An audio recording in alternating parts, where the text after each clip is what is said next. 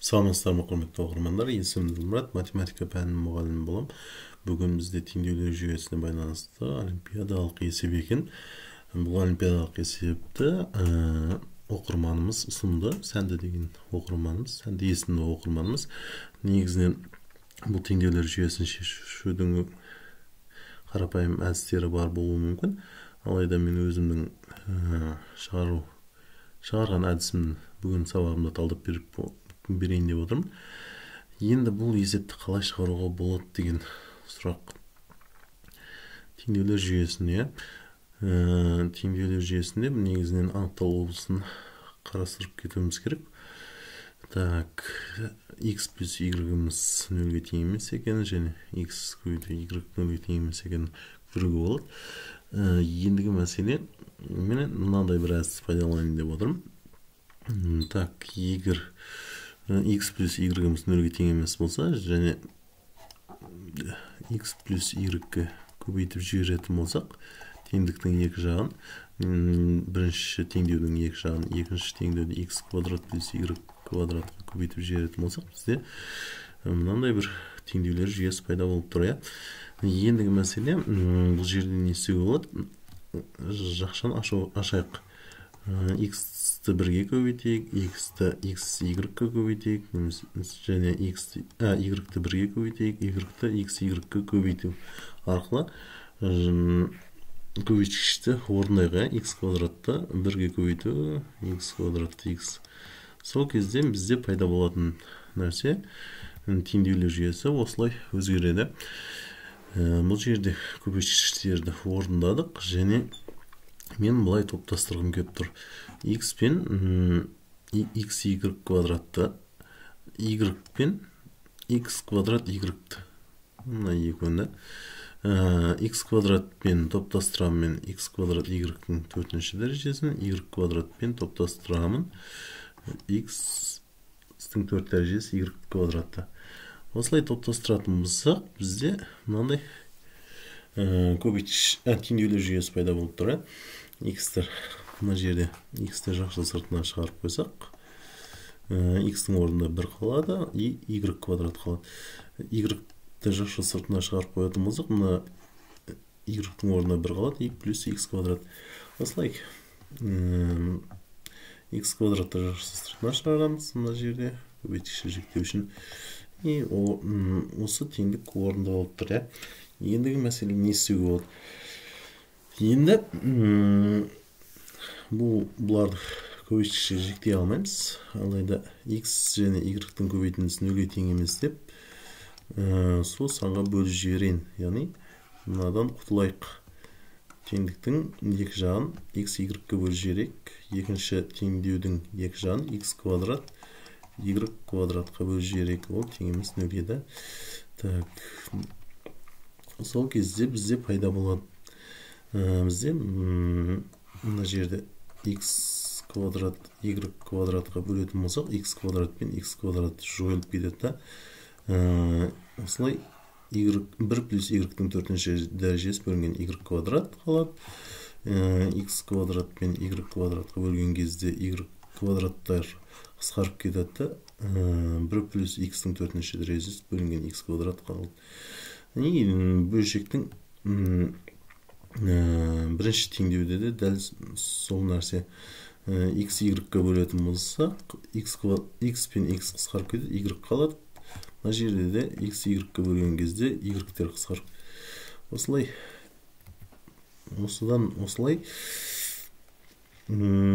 осы түрдегі теңдеулер жүйесін алуға болады. Осы түрдегі қысқартқанда пайда болған. Бұл жерде ендігі мәселеміз не істеуге болады? 1 плюс y квадратты бұлай жазу болады. 1 плюс y квадратты жаза аламын. 1 бөлінген y плюс y квадрат бөлінген y деп. Немесе мына түрде де жазу болады. Y квадрат пен y қысқартырып, мына формада жазу болады. Дәл сол сияқты 1 бөлінген x квадрат бөлінген x-ті мына түрде жазу болады. Түсінікті болатын шығар. осы формада жаздық. Бөлшектің екінші бірінші теңдеу болса, екінші теңдеуде дәл сол алгоритм қайталанып тұр, иә. Так, ендігі мәселе, бұл жерден айқын көрініп тұрған нәрсе бар, иә. Айқын көрініп тұрған нәрсе не ол? Бір бөлінген y плюс y-ті мен қандай да бір a деп алсам, мынаны a деп алсам, мынаны b деп алсам, бізде мынандай жаңа айнымалыны енгіздік. Енді бұл жерде a квадратымыз не болады? Егер теңдіктің екі жағын көбейтетін квадраттайтын болсақ, a квадратым тең болады. Ол a квадрат тең болады. Бір бөлінген y-тің квадраты плюс екі еселенген бір бөлінген y плюс көбейту y, кешіресіздер, көбейту y плюс y квадрат болады, немесе мына y пен y-ті жоятын болсақ, ол дегеніміз бір бөлінген y квадрат плюс y квадрат плюс 2. Яғни a квадрат дегеніміз сондай мән болып тұр, иә. a квадратымыз тең болып тұр. a квадрат тең a квадрат тең бір бөлінген y квадрат плюс y квадрат плюс 2. Немесе мына тұрған мәніміз, яғни мына тұрғанымыз a квадрат минус 2 деп айтуға болады. 2-ні теңдіктің сол жағын өткізу арқылы. Сол сияқты мына тұрған мәніміз v квадрат минус 2 деп жаза аламын, иә. Сол нәрсені түсін алайық. Сол кезде біздегі теңдеулер жүйесі мына формулаға келеді. Енді минус 2 мен минус 2 4 болады. Теңдіктің оң жағын өткізетін болсам, бізде пайда болады a плюс b 18-ге тең болады. a квадрат плюс b квадрат 212-ге тең болады. Бұл енді қарапайым 9 сыныптың a, v тобында келетін қарапайым теңдеулер жүйесі.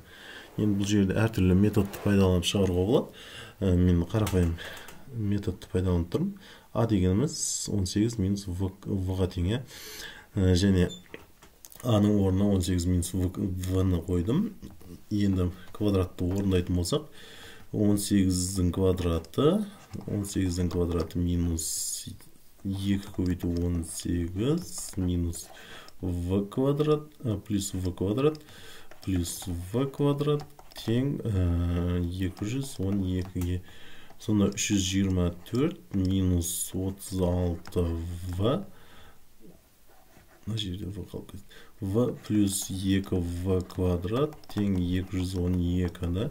Енді квадрат теңдеуге келтірейік. 212-ні азайтсақ, сонда 2v квадрат минус 36v плюс 112 тең 0-ге, және 2 бөліп ақшамды жіберуге болады. v квадрат минус 18v плюс 56 тең 0. Осылай жаздым. Ендігі мәселе, бұл квадрат, қарапайым квадрат теңдеу. Бұны дискриминантпен де шығаруға болады, вет теоремасымен де шығаруға болады, басқа да әдістермен шығаруға болады. Мен көбейтішке жіктеу әдісімен шығара салайын дедім. Яғни мына 18 дегеніміз 4 плюс 12, 14 екенін ескерсек, және 56 дегеніміз 4 көбейту 14 екенін ескерсек, осылай көбейтішке жіктеледі. Ендігі мәселе, көбейтіші қай кезде 0-ге тең болады. Яғни v минус 4 тең 0, v тең 4 болған жағдайда, және v тең 14 болған жағдайда. Осы v1 мен v2-ні табуға болады. v1-міз пен v2-міз 4 пен 14. Енді мына жерге v-ның орнына 4-ті қою арқылы a1 мен a2-ні табуға болады. 4-ті қойсақ 14, және 14-ті қойған кезде 4 деген сияқты. Осылай A1 мен A2-ні табуға болады. Ендігі мәселе A1 мен A2-ні таптық. Жақсы, енді бастапқыда негізі X пен Y-ті табу керек еді. X пен Y-ті. X пен Y-ті табайық. A-ның орнына V-ның орнына негізінен 4 қойайын. Мына жерге 4 қойсам, сол кезде осылай 1 бөлінген X плюс X тең 4. Теңдіктің X 0-ге тең емес деп, теңдіктің екі жағын X-ке көбейтетін болса, 1 плюс X квадрат тең 4X және X квадрат минус 4X плюс 1 формасында тең 0 формасында жазуға болады. Енді бұл жердің дискриминантпен есептей салайын. Бұл қарапайым теңдеуді, квадрат теңдеуді дискриминантымыз болады. Бізде 4-тің квадраты 16 минус 4 12 ма. X1 болады. Сол кезде 4 минус турасында 12 бөлінген 2. Турасында 12 дегенімізді білеміз. 4 минус 2 турасында 3 бөлінген 2. 2-ні көбейтіші жүктеуге болады. Бұл қарапайым нәрселер, я. Так, сонда 2 минус турасында 3. X2-ні табуға болады. 4 плюс турасында 12 бөлінген 2. Бұдан 2 плюс турасында 3 шығады. Енді X1, X2-ні таптық. Y1, Y2-ні таба салайық. Ол жерде A-ның орнына 14-ті қоятын болсақ, дәл сол алгоритм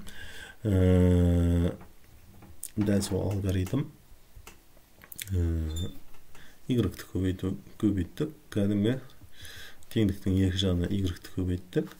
Және дискриминантты есептейік. Дискриминантымыз болады 196 минус 492 еді.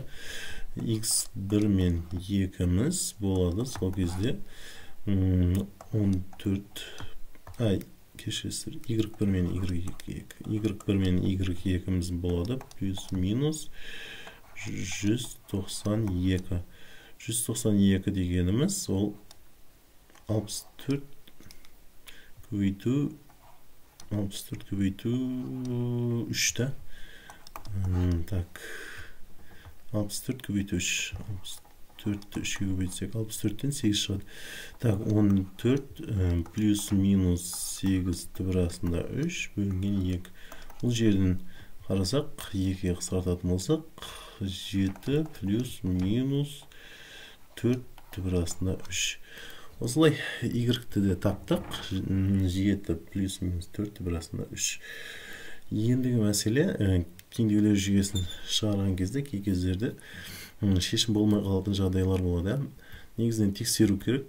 Тексеру бұл жерде қарапайым теңдеу болса, қарапайым сандар, натурал сандар болса, онда оңай. Енді бұл жерде шамал 1-2 идеяларды пайдалану керек, қосымша идея. Және мына жерде тағы бір нәрсе айтып кету керек. Біз мына бір жағдайда ғана қарастырдық. V-ның 4 болған жағдайда және A-ның 14 болған жағдай. Мына симметриялы жағдай болғаннан кейін уақыт созбайын дедім. Алайда мына X1,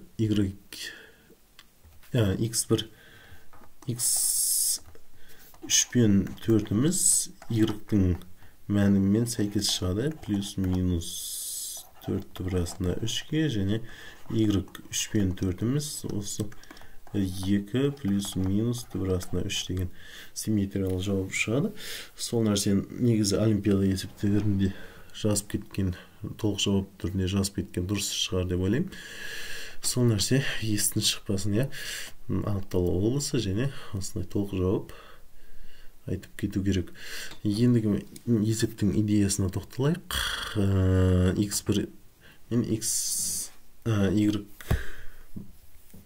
x y-тің орнына мәндерді тапқан мәнді қойып тексеріп көрейік. Біз білеміз да мынандай нәрсе бар.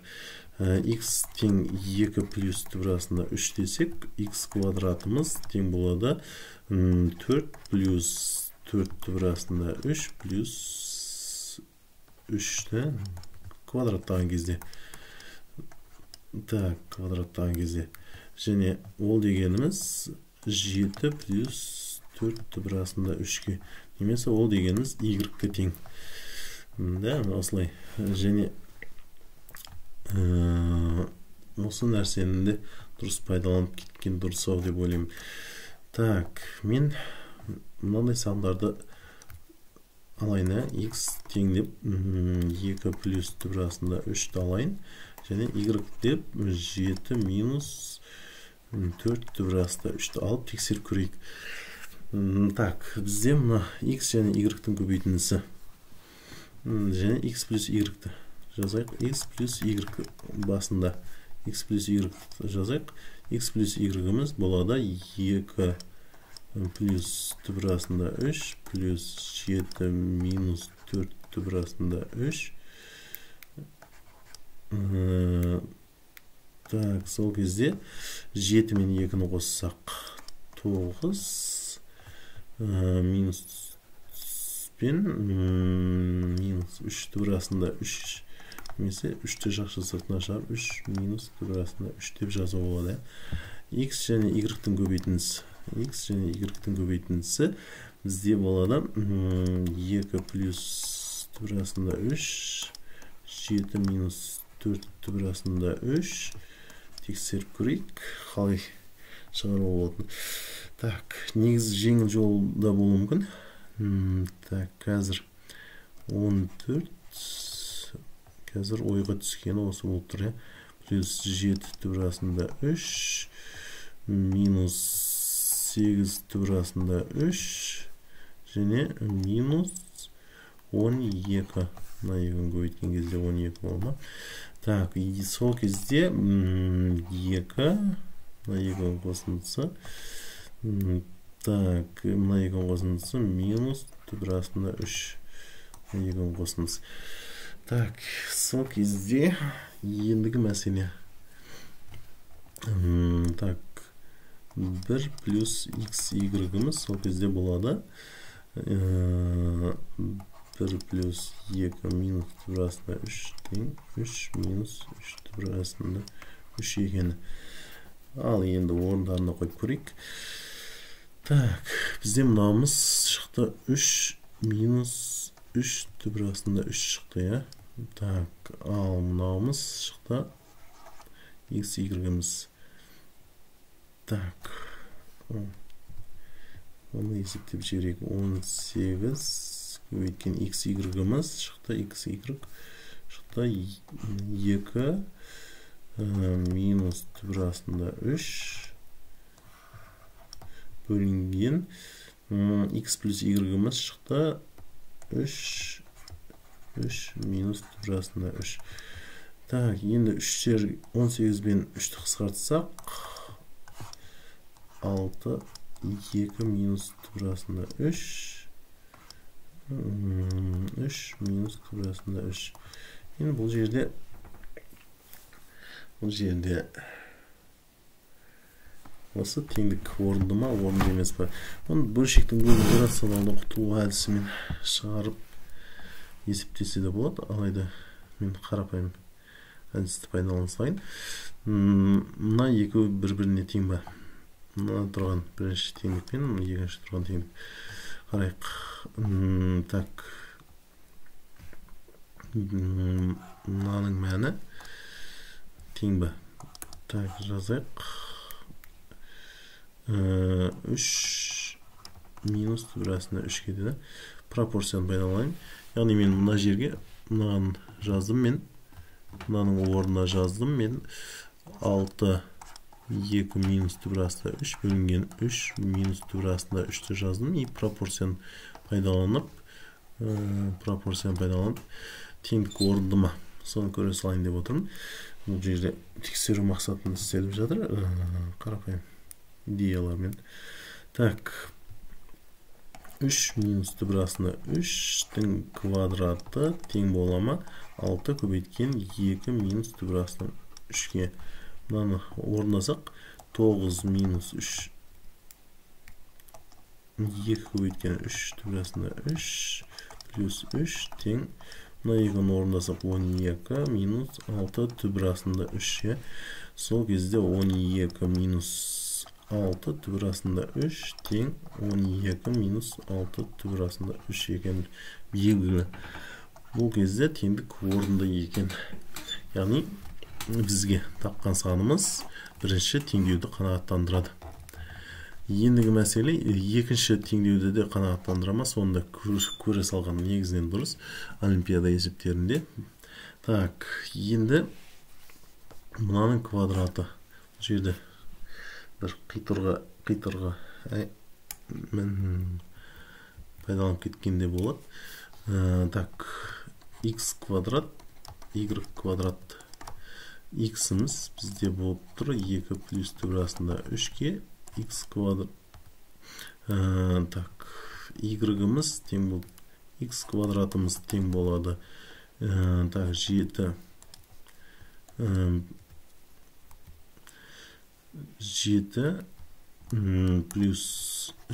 плюс түбір астында 4 түбір астында 3 екенін белгілі. Y-іміз алып отырмыз 7 минус 4 түбір астында 3 екен. Сонда мына жерде жазуға болады.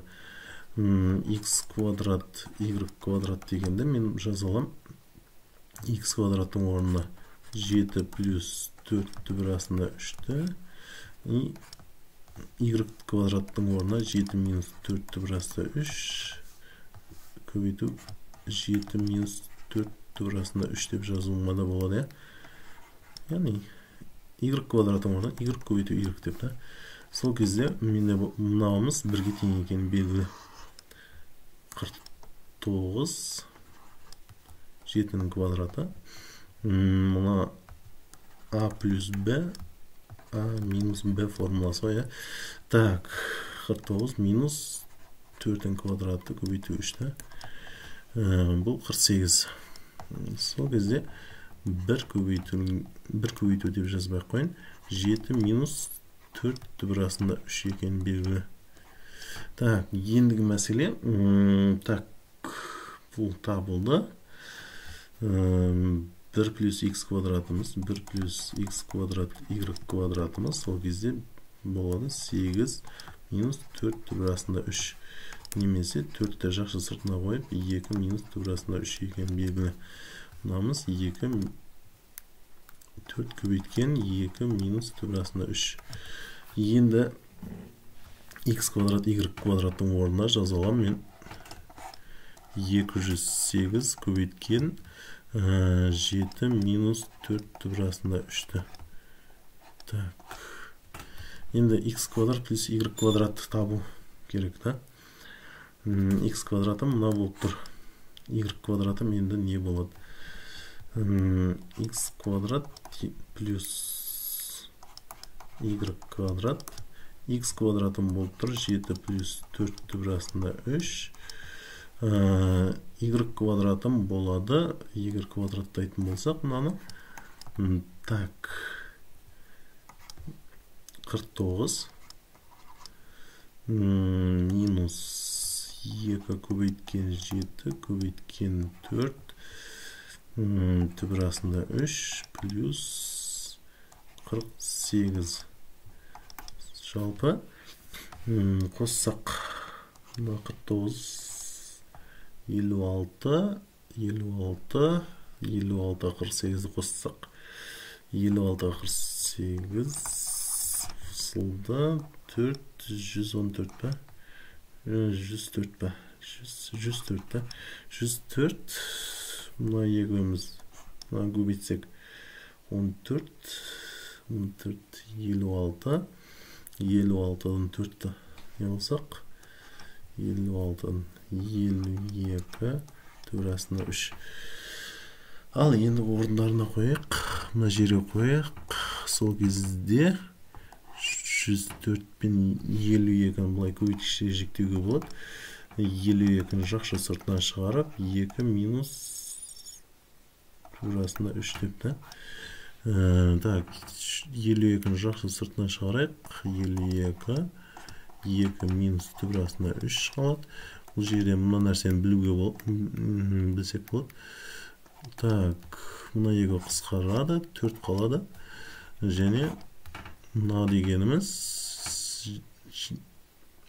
2 минус турасында 3-тің квадраты.